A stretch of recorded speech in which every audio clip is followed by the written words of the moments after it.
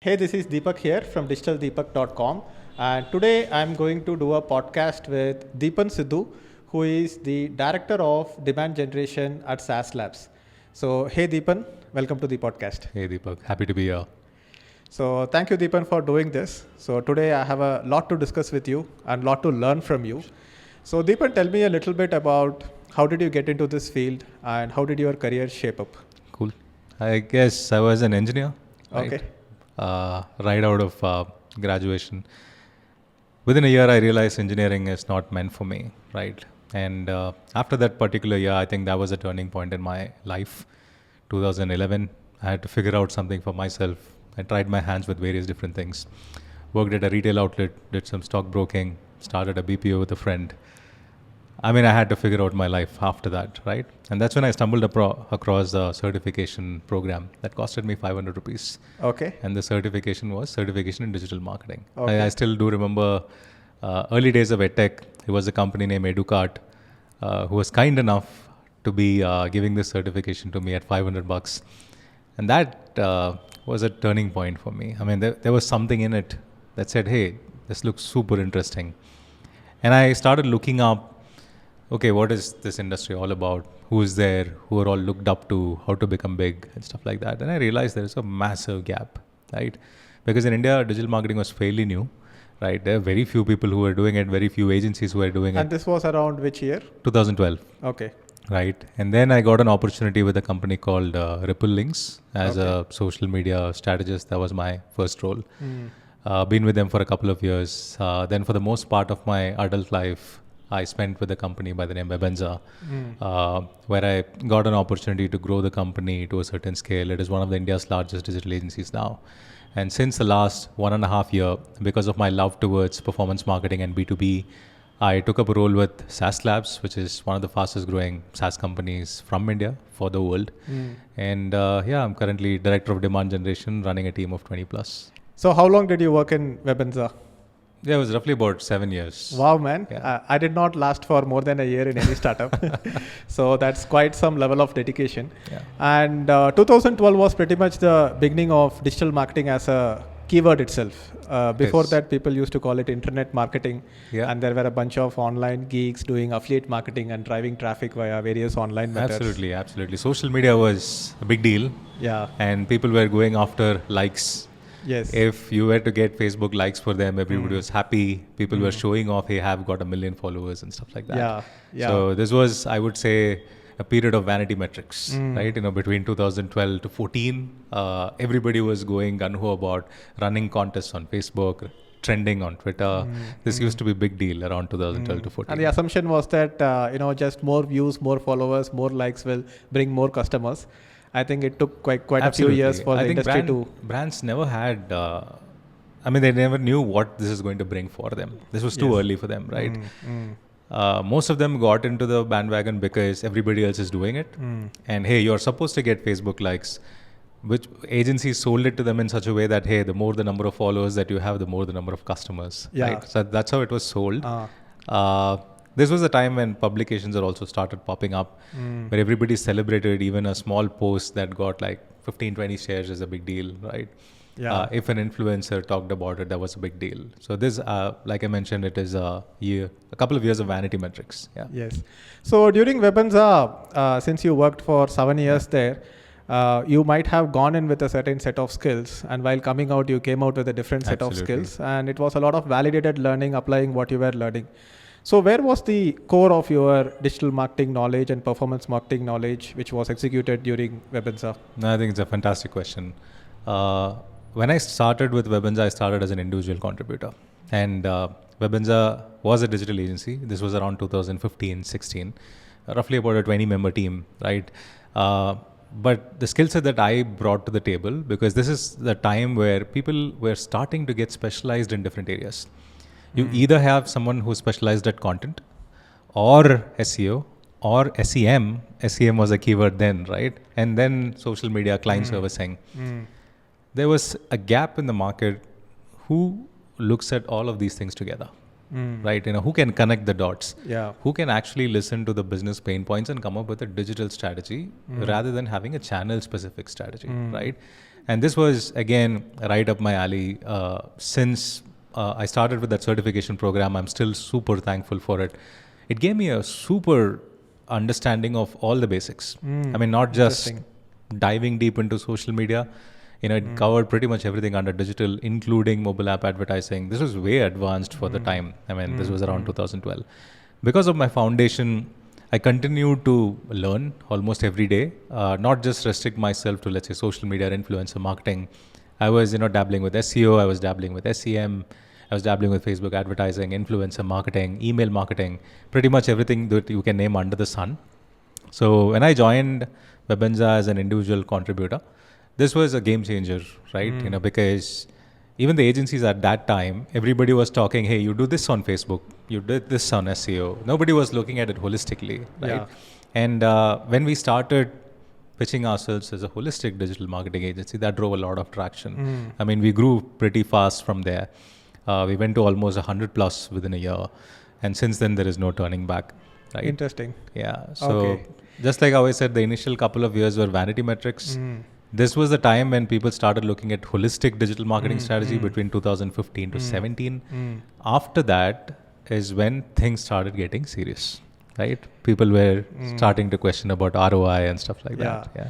So this is an article that I published back in 2013, and I called it Content Marketing 2.0 and Integrated Digital Marketing. And this was my strategy.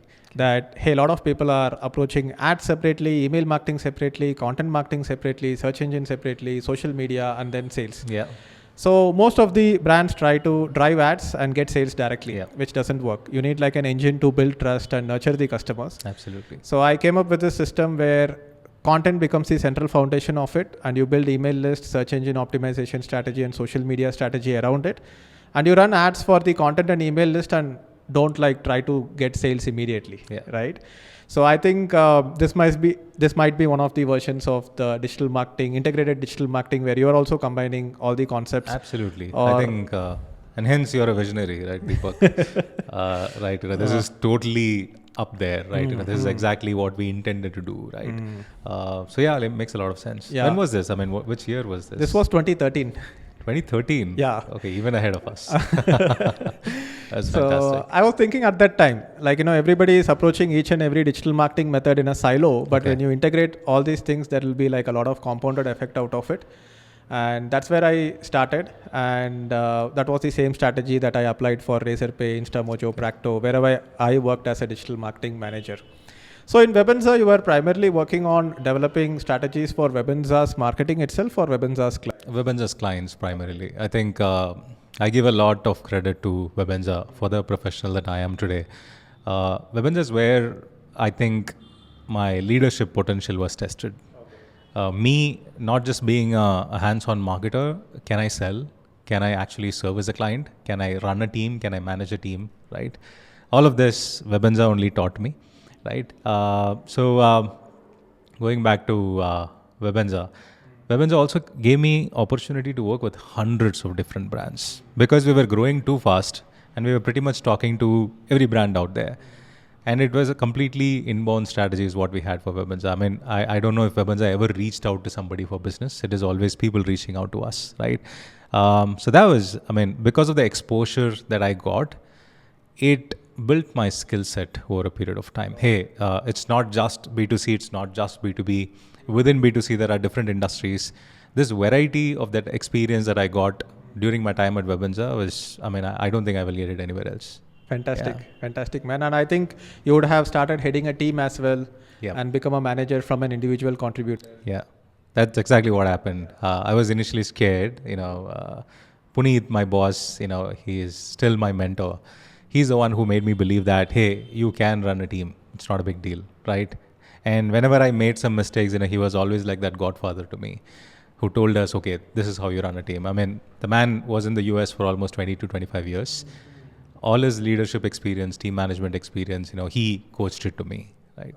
So yeah, one more thing that makes me think about hearing your story is that a lot of people nowadays, especially in EdTech, do not respect when somebody sells courses for 500 rupees, 1000 rupees. And in my career, I have primarily sold like a lot of courses around 1000, 2000 rupee range. From 2016 to 2020, that was pretty much the entire business.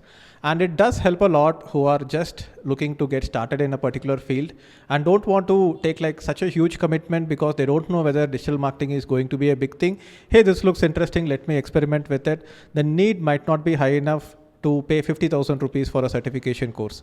So if the same course was 50,000 rupees, you probably might not have. I wouldn't have. I didn't have money. Yes. Cool. So that makes a lot of sense and some kind of validation for me also with the kind of conviction I have when it comes to low prices of courses and democratizing education, because there will be people who are just coming out of college right now, want to learn digital marketing, do not have too much resources to pay for it. And 10 years down the line, they might become something like you, like, one of the leading experts in the industry, to be honest. I completely agree with you. In fact, there are good and bad, right? The good is, of course, you can learn anything on the internet for free. Right, we didn't invent digital marketing. We didn't invent performance marketing. Of course, you can go find information in different places. But the thing is, you do not know what works. You do not know what to believe, what you don't believe. So what I often tell people is, hey, you don't pay for information, you pay for organized information, right? And that is what people like you have done very successfully. I think it was needed, right? Where somebody who is just graduating out of college, the person is hearing about digital marketing as a terminology, he doesn't know where to start. Yes. Right? And then if you make it super easy for them, hey, you don't have to put 50, 60K to get started with. Here is 500. Here is a basic foundational course. That will actually lead you in different direction. True. Right? Instead of you, as soon as you graduate out of college, you go on the internet, you will get lost. Yes. Very few people, let's say if there are 100 students out there, one person might be able to figure it out on them. What about the remaining 99 people? Yes. You know our education system, the way we have been taught. Yeah. We are not taught to figure it out on our own. Yeah. Right? We are taught to be like, spoon-fed, and that's what we have experienced. Yeah, and some kind of organized and structured information is required. Yeah, absolutely. Interesting. So, Deepan, let's talk about, how you have graduated into like a director of lead gen. And what is your responsibility right now? And what is your frame of thinking when you think about, let's say, a company's entire marketing funnel? How do you approach it? Because we have all these keywords out there: performance marketing, lead generation, lead nurturing, lead scoring, sales, social media. So how do you approach it now that you are working in a company as a director compared to earlier Webenza where you were servicing the clients as part of an agency? How has the thought process changed? Got it. I think one of the primary things that people need to learn is marketing first, before you even get into, let's say, digital, performance, social, whatever the keywords that are there. First, I think what is missing with a lot of young folks today that I see is they don't understand marketing. Yeah. Basics, the foundation of marketing, what the hell is marketing, right, in first place? Because these are emerging disciplines, right? Marketing in different forms and shapes. For example, marketing became digital because marketing was happening on digital medium, right? Marketing happened through influences, so it was called influencer marketing. Marketing happened through email, it's called email marketing. Yeah. Marketers asked tough questions. People started asking tougher questions to marketers. Hey, you've been spending a lot of money on getting likes and stuff like that. What is my ROI? Where is my revenue? Where is my sales? And that's what gave birth to performance marketing, right? Now, performance marketing again has a perception in the market that's all about running ads, right? While it is partially true, because in a lot of companies, you might go, the way the role is defined is, hey, if you're a performance marketer, you're supposed to be running all the ads, right? And driving results for me. Now, performance marketing has also led to a new discipline called demand generation. Now, hey, you don't just run ads. Look at marketing holistically. Look at all the channels. Look at your audiences. What kind of strategies can you build? How can you pitch your brand in a way it makes sense to your target audiences? And then create demand. So, if I have to give you a very tactical example, you might be running a lot of search campaigns, right? Google search ads. What is your highest converting campaign? So I have this one lead magnet called a free digital marketing course, which has 25 videos in it. Recently, we have stopped running ads for it and we are creating a new 100-day digital marketing course. But I have been a little bit of a lazy marketer, I would say, because as a individual who is running a business and building a small startup by my own, I just kept increasing the number of leads that I was generating to the one lead magnet. I used to nurture the customers, from that lead magnet and sell whatever I could, and I came up with multiple products to sell to them. But I have failed in calculating the exact CAC for each and every product depending on the marketing investment I have done. But over time it compounded. I had so many leads, and sometimes sales would come from leads that I generated 6 months back, 1 year back, and in some cases even 3 to 5 years back. So if you ask me what is the cost per customer acquisition, I would be like, I'm not really sure. No, not necessarily. In fact, I can give you an example of mine.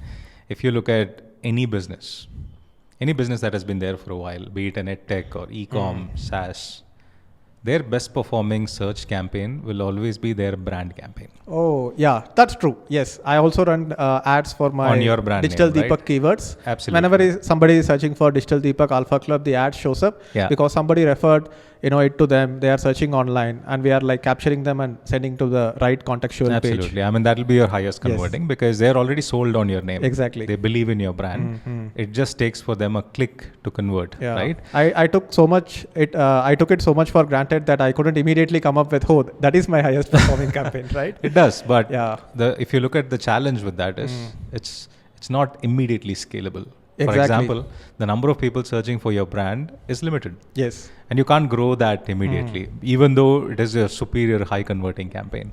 In that case, what are all the set of activities that you can do to build credibility around your brand so people eventually learn about you and go search for your brand name, which then converts very well. Yes. So that is what is demand in a nutshell. Oh, fantastic. A very good way to look at demand generation. So how do you generate demand so much where you don't have to do the selling? Buyers are very informed these days, right? They do their research, they talk to folks, right? And they see you in different places. Finally, they make up their mind, they search for your brand name and convert. This is a classic journey. I mean, you can call it funnel or a marketing journey or customer journey, right? It all means the same thing. That how are you taking a customer from a place where they don't know about you to a place where they are your brand ambassador, right? And if you're able to connect all these dots, if you get the same customer to get more people to talk about you, I mean, growth also comes into play, right? How do you get the same customer to spread the word of mouth about you? If you think about this entire picture, that is what is demand generation today, right? Got it. Interesting. So that kind of covers the entire funnel from top to bottom, because once you have brand ambassadors, they will refer other people and they are coming and searching for your brand, and you don't need the entire marketing funnel and a long sales cycle to build that trust before they transact with you, because your brand ambassadors they're doing the work, passing off the trust to other new prospects, and the trust building process becomes faster. Yep. So there is we call it accelerated buying journey, right? Gone are the days where people take years to take decisions, right? People are being exposed to different media. People are constantly researching. I mean, they have the chat GPTs of the world today. They are always up on the internet. WhatsApp is getting bombarded. So they're always aware what's happening around them, right? So, but what is going to get them to buy your product is where you need to spend most of your energy. And I keep telling people that, many people who think that running ads is performance marketing, I tell them, hey, look, you don't need a human being anymore to run ads. Yes. You might have heard of Performance Max campaign. No, Google, I have not had. Yeah, Google has introduced a new ad unit called Performance Max, where you don't have to do anything. You just have to switch on the campaign, give it a budget. Okay. It picks the keywords for you, it writes the ads for you, right? Wow. So you don't have, it optimizes on its own, right? And it picks the placements for you. There is nothing that a marketer has to do. And that's the future.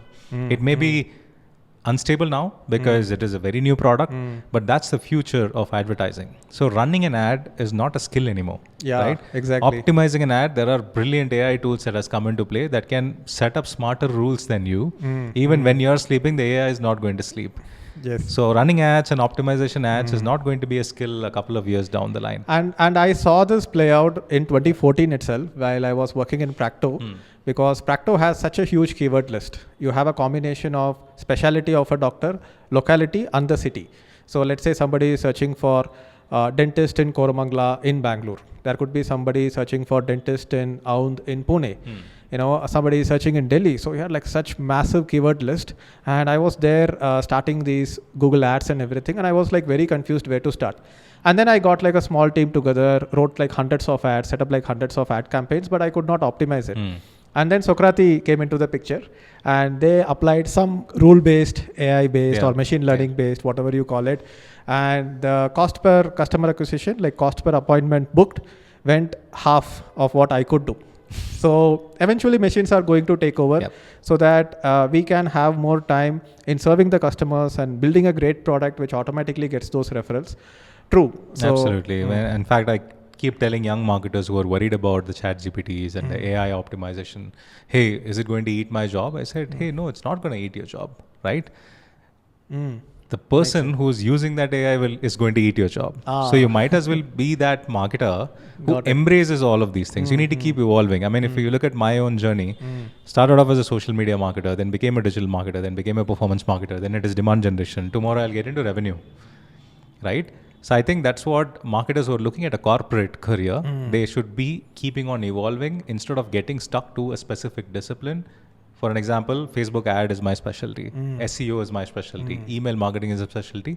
It may become redundant anytime, right? So you don't want to be that person. As a marketer, you should be a person with a lifelong learning mindset. Till the time that you are retiring, you're going to retire, you need to be learning and evolving. I think there might be a certain expiry date to this whole T-shaped marketer thing as well, because a lot of people have talked about T-shaped marketer, that need to know a little bit of everything and then you need to go deep in one subject. And then I modified it into V-shaped digital marketer where what is that? So basically with T-shape, let's say you have SEO, content marketing, social media, and this forms the horizontal of the T. And you go deep in one topic, let's say content marketing or Facebook ads, so that becomes a T. But let's say you gain expertise in one more area, right? You might not have 10 out of 10 expertise, but let's say you have 9 out of expertise in Facebook ads, 8 out of 10 expertise in SEO. And then that forms like a V shape because you basically have like a filled V. It's like a T, but with more hanging. Do you have a visualization? I don't have a visualization for that. But that's interesting. And then T-shaped is at least a 2-year-old concept now, right? Yeah. So Deepan, now that you are a director of demand generation, and a lot of companies are looking for head of marketing or director of demand generation, whatever the keyword might be. And a lot of people watching this particular podcast, my audience, my students, also want to eventually go from a T-shaped marketer to a director of marketer level. So what are all the things involved when you are like heading a team and you want to go ahead and hire different people in your team? So can you talk a little bit more about the components in it? I think before I get into the details of the team, especially for young folks, who want to become a director of marketing, at least I can share some of my learnings with you. First is I believe that you should be hands-on with multiple marketing disciplines, right? I know when you start your career, you start off with saying an SEO specialist, a social media specialist, or an influencer marketing specialist. But if you want to become that director of marketing, director of demand gen for a fast-growing company, it is useful to have a strong specialization in all of the areas that you want to hire your team on, right? For example, if they believe that an SEO is going to play a critical role, you better get your hands dirty with SEO. Same with performance marketing. The reason why I say that is, again, you don't want to be that person where the team is not respecting you, right? So you want to be that person who can build a team, the team can rely on you, and the team feels challenged. The team knows that they can talk to you when they have a problem, right? So these works in different ways. One is the team is happy, they're going to stay with you, you're going to have great scores in terms of retention, but it will also help you stay in peace of mind if your team is doing the right thing, right? So you don't want to be fooled by people who say different things that you do not really understand it. So with that, I think, here is a structure of my current team. It works in different ways. It's not really standard. Again, this is my style of running a marketing team. Different marketing leaders have different styles of doing things. So if you look at my marketing organization, it's broken into demand gen, content and brand. So demand gen folks are primarily responsible for driving the pipeline and revenue for the organization. Got it. Right? Content and brand folks are responsible for, of course, producing the content, and they're responsible for everything brand. Everything, when I say everything brand, anything that goes out to the world, anything that goes out to the customer, they are the custodians of it. They are the one who decides the font, colors, the tone of it, so that your brand is always perceived in a unified fashion. You don't want to be different person in different channels, right? Then hence you need a brand custodian, especially if you're growing as a brand. Now within Demand Gen, there are different kind of specializations. So, we have performance marketing folks who predominantly owns all the advertising, the paid advertising channels, which drives pipeline. SEO, I don't have to explain you. CRO, which constantly runs experiments in order to improve some of the growth metrics that we have, right? Then we have an ABM/intent data/lead gen program. Now, anything that is outside the channels that we have spoken about, that fourth team is responsible for it.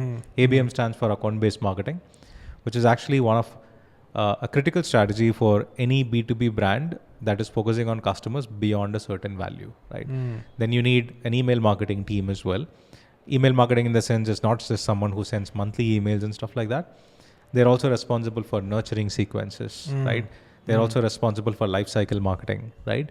Email plays a critical role because it's a B2B business. Not just B2B, I think even in B2C, email plays a critical role. Email works. Yeah. So I want to ask a little bit more about ABM. So the leads for account-based marketing, does it primarily come via outreach and prospecting, or does it come via an inbound channel? It is both. Right?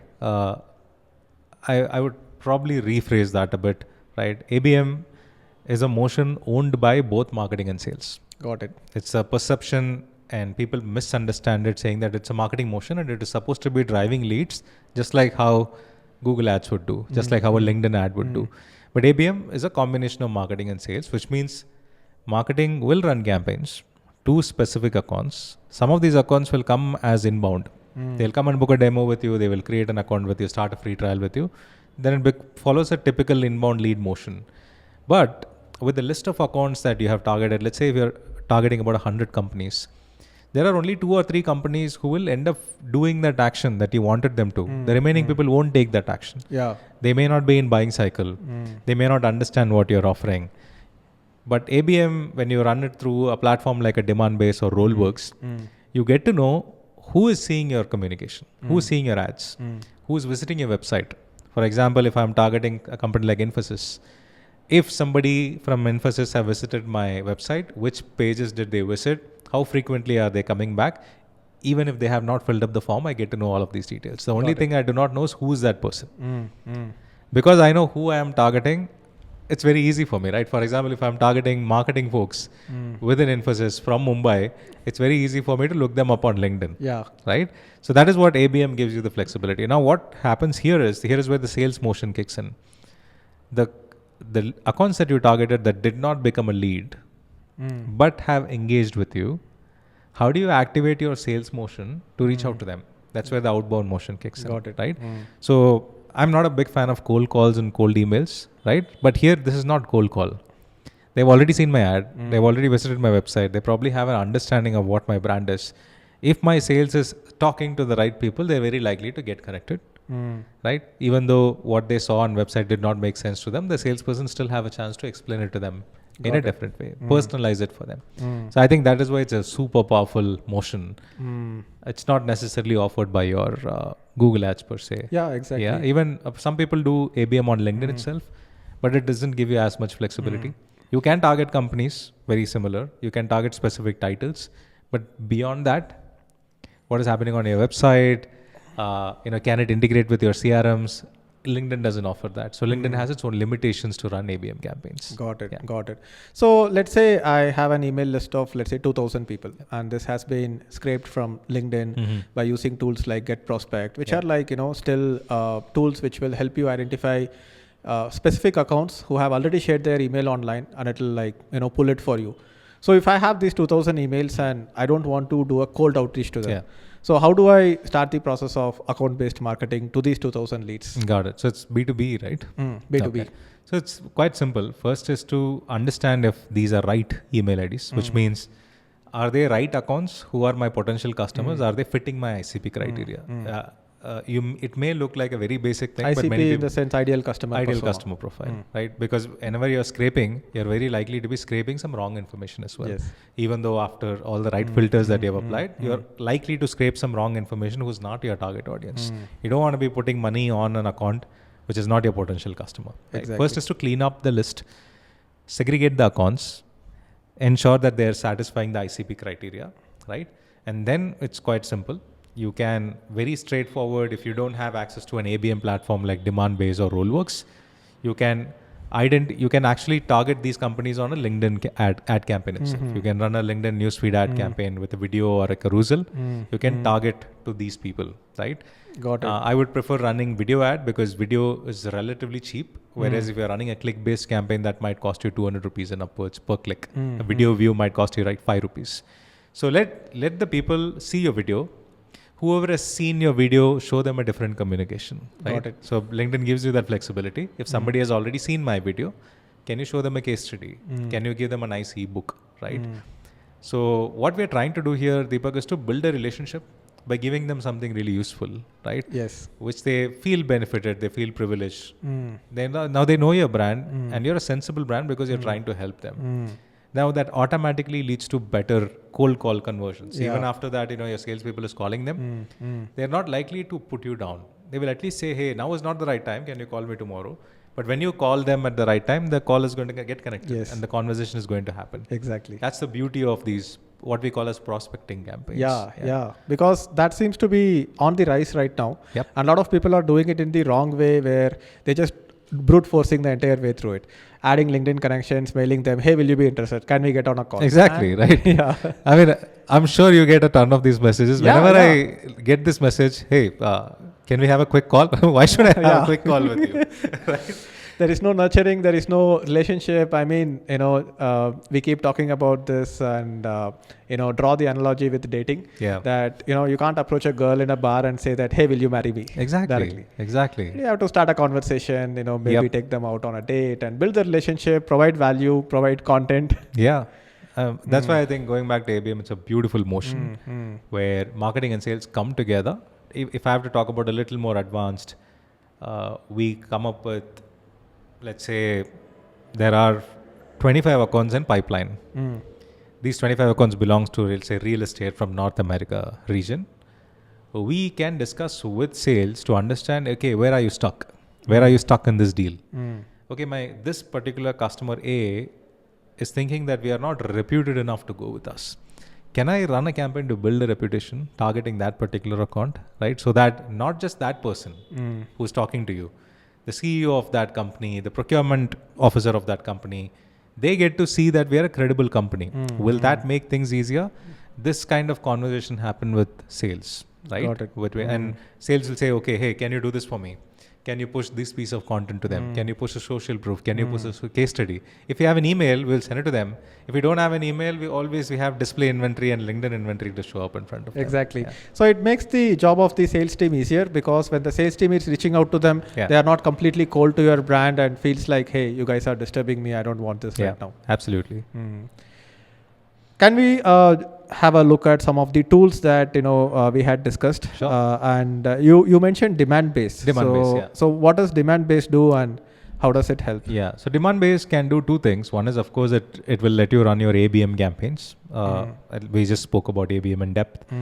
It also helps you personalize your website. Now, what I mean by that is, let's say if the platform Demandbase is able to identify the visitor is from a retail organization with a minimum of 500 employees because they have that intelligence to understand even an anonymous visitor, which industry do they belong to. Okay. If Demandbase can recognize it, they can customize your homepage experience to speak to that retail buyer. Oh, wow. Okay. Right? And this improves your conversion drastically because one of the major problem that we as SaaS companies face is messaging misfit. We can attract a lot of people to our website, but is our messaging talking to that person?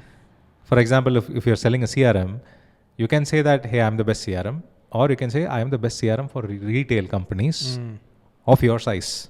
Got it. Right? Yeah. So it gets specific, right? And they get to see the competitor name as my client logos instead of seeing random names that they can't relate to. So that's what web personalization can do. So Demandbase can help you do both. Expensive? Okay. It's not meant for small and medium organizations. Okay. So unless your ACV, annual contract value, runs into $10,000 and above, don't do it, right? So if you want to just get started, LinkedIn is the best way to start, right? LinkedIn mein, you can run a very regular campaign. You can completely control your budget. You don't have to pay a platform fee. But what you can do is, instead of measuring your campaign based on the leads being generated, look at engagement, because LinkedIn, again, ad demographics gives you idea in terms of which company saw your ad, right? Got it. And based on the engagement, you can look up the profiles that are engaging with you. These are what we call as micro wins. So you don't always criticize a campaign because it has not generated lead. That's not marketing's job. End goal, right? It has engaged. Exactly. If it has engaged, maybe that message did not speak well to them. Maybe they're not ready to buy your product. So can you use a softer call to action to talk to them? Can you invite them to a webinar? Right? Yeah, even if you talk to a customer, even if you do a sales pitch, the person has not actually converted. It is still some level of branding and marketing that has happened. So we're talking about Demandbase. So I guess, if your ACV runs beyond a certain value, you can consider, because there will be a platform fee, there will be media fee. Depending upon whichever features you're opting for, you can run into a good portion of $1 million. Right? You don't want to do that. So you can get started with LinkedIn. Okay. Prove internally that it is working. I'm able to target companies. The companies are engaging with me. They may not be filling up the form right now. Can we deploy a sales motion? Can we create better content for these companies? Right? So you get started with LinkedIn. Right? That sales motion is a keyword that I'm going to pick up. Oh, okay. Because cool. Start things in motion. You get things start in motion. Absolutely. Right? Absolutely. So rather than just calling it sales, it's a better word to use, because you are just getting the ball rolling. Absolutely. There. I think it's bang on. So other option, if you want a slightly cheaper option, is Rollworks, which is the platform that I personally use. Okay. Now what Rollworks does, think of it as a B2B advertising platform. Okay. Right? Again, it offers you ABM capabilities. It offers you something called intent data. We haven't spoken about intent data, right? Now, imagine if you're running a digital marketing agency. That's a question for you, Deepak. If you have to get clients, okay, how would you do it? I would expect some of the clients to come through my inbound funnel, but that has been very difficult and challenging because when you are creating an inbound funnel... Actually, forget your digital Deepak. Yeah, okay. Or pixel track, right? Imagine you're just... Starting out. Starting off, you're not a personal brand, right? If you have to get clients, customers, how would you do it? I would just go and do prospecting, go to apollo.io, look at all the potential leads, maybe look at companies who are already using Google Analytics and some of the tools that I think sophisticated marketing teams use, and just do a cold email outreach to them and try to do a little bit of account-based marketing, offer an ebook or get them into a newsletter. And after a little bit of engagement, I will try to get on a call with them and try to convert them into a client. Makes sense. I mean, that's a great approach. It's in fact a classic playbook. The only thing that probably would help you more in this approach is which companies, who are in the buying cycle, who wants a digital agency now, right? Of course, you can run Google ad, you can LinkedIn ad. And if you are selling digital marketing as a service, you'll be targeting the CMOs and heads of marketing. Now, as a small business who's just getting started, you can't afford to put money on brands that don't want an agency. If you're just targeting CMOs, right? Yes. If you're running Google ads, you're ending up showing in front of everyone, not just in terms of who is actively looking for a digital marketing agency. That's where intent data comes into play. So intent data, I think the leader of intent data is a company by the name Bombora. Okay. How do you spell it? BOM. Okay. BORA. Oh, interesting. Now, Bombora, again, there are multiple intent data providers. Bombora is like the market leader. Okay. What Bombora does is, for example, Bombora gives you a very similar search box like Google. You can just go type digital marketing agency. Okay. Bombora has the capability to show you the list of companies that are looking for a digital marketing agency. And how do they find that out? So they are tied up with a lot of websites. If you are looking for a digital marketing agency, it's just like how Google display ads work, right? If you're looking for a digital marketing agency, you're likely to be reading a lot of stuff, right? Yes. If you're about to buy a car, you're likely to be reading a lot of reviews about a specific car. It's the same logic, right? So they're tied up with a lot of websites. They share data with them. On top of it, they use de-anonymized IP tools. So based on the IP that the user is visiting from, they can see which that company, who that company is. Now they marry both of that data and they give you intent data. Fantastic. Isn't that very beautiful, interesting? right? Yeah. Another alternative that I wanted to leave you with is G2. G2.com is a software review platform, right? Where people go read reviews of a software before they buy, or if you want to leave reviews for a software, you can do that. Now imagine as a marketer, you get list of companies that are reading reviews of your competitor product. Okay, that would be very, very targeted. That is targeted because it's a bottom of the funnel. Somebody has already decided to go with your competitor. They're reading the reviews. They're about to make a decision. You have that company. It's a very clear intent. Why can't you pitch with your USP and tell why you're a better choice, right? That's what G2 gives you. G2 has a premium offering. I thought G2 was just like a review site like Google Business They Reviews or something. Money, right? Yeah, I was thinking, how do they make money?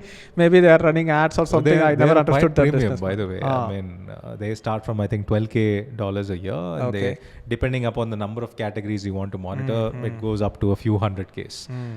For one company, for one customer, they earn that much. Interesting. And that's why they're able to incentivize you for reviews and all. They will say, no, come and review and I'll give you a $50 Amazon voucher. Yeah. So these are what I call as intent data. Okay. Now imagine when you apply intent data on top of your advertising, won't it become effective? Of course. Because they are going after companies who are in the buying cycle and you can have very targeted messaging for them. Somebody who is looking at your competition, you can say why you are better than a competition. Somebody who is looking up your category, you can say why you are the market leader in the category. Yeah. So when you use targeted messaging, your conversion rates are going to be higher. Perfect. And you combine that with something like a Demandbase, which can actually personalize your website, right? It has recognized the user is from retail and customized the complete homepage experience for that retail buyer. Got it. So that's where the magic happens. Yeah. Crazy, man. I think this is a rabbit hole which keeps going deeper and deeper. It does. Just, few more tools that I want to leave you with. Sure. We will not get into details, but like a quick overview the tool that I spend the most time is, of course, my analytics and data platform. Google Analytics, I spend a lot of time. My HubSpot CRM, I spend a lot of time. Data Box is another reporting platform that we use. We spend a lot of time there. My team is pretty much using every form of advertising that you can imagine. I mean, you would understand I'm a performance marketer, so I wouldn't leave any channel unturned. So even if you're not running it, we'll at least be constantly testing, right? Including Reddit and Quora and Twitter, any new channel that is emerging, DuckDuckGo, we will be testing literally everything. From an SEO perspective, we use SEMrush and Ahrefs. SEMrush is even more friendlier these days. Then we use competitor spying platform, especially like SpyFu, right? Okay. If you're heavy on search, you would want SpyFu because SpyFu can reveal your top performing keywords of your competitors along with the budget. And I found SpyFu to be closer to accurate compared to a lot of other spying platforms. Then of course, I use your favorite tool, Builtwith.com as well. Okay. Especially if I want to bulk generate leads of people who are using a specific particular platform, technology. right? For example, my product today integrates with specific CRMs.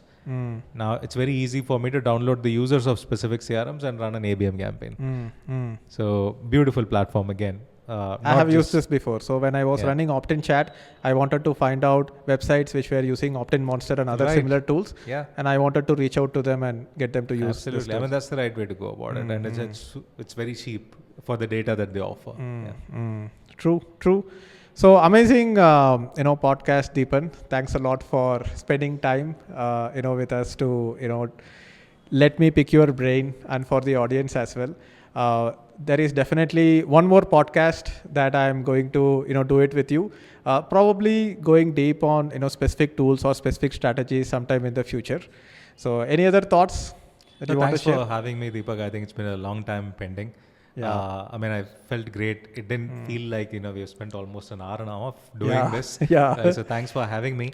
But I just wanted to say thank you to you for things that you've been doing for the industry. And I think you've been that front runner, creating a lot of awareness around digital marketing, getting a lot of youngsters, try their hands with digital marketing. You have done a fabulous job. So as a digital marketer, I'm grateful to have somebody like you in the industry. Yeah. Thanks a lot, man. And I'll see you next time. Bye-bye.